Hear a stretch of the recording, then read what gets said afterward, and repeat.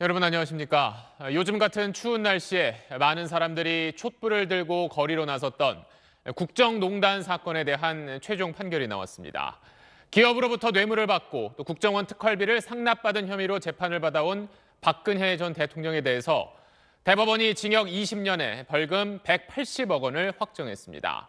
앞서 다른 범죄로 확정된 징역 2년까지 합치면 박 전 대통령의 형기는 모두 22년이 됩니다. 박근혜 전 대통령은 퇴임 이후 수감 생활이 확정된 네 번째 전직 대통령이 됐습니다. 먼저 배준우 기자입니다. 대법원은 박근혜 전 대통령의 뇌물 수수 혐의에 대해선 징역 15년과 벌금 180억 원을, 국정원 특활비 상납 혐의엔 징역 5년을 선고한 지난해 7월 파기환송심 결과를 그대로 확정했습니다. 앞서 새누리당 공천 개입 혐의로 확정된 징역 2년까지 합하면 박 전 대통령의 최종 형기는 22년이 됐습니다. 국정농단 사건을 수사한 박영수 특검팀은 2017년 5월 박 전 대통령을 구속 상태로 재판에 넘기며 18개 혐의를 적용했지만 재판 과정에서 14개로 합쳐졌습니다.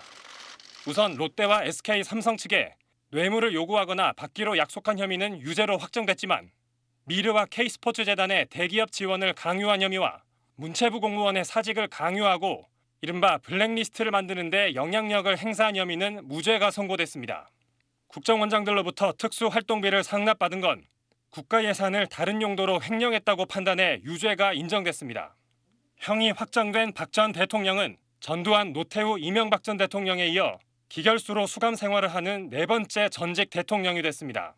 이미 4년 가까이 수감 생활을 하고 있는 박 전 대통령은 가석방이나 사면이 없을 경우 2039년까지 복역해야 합니다.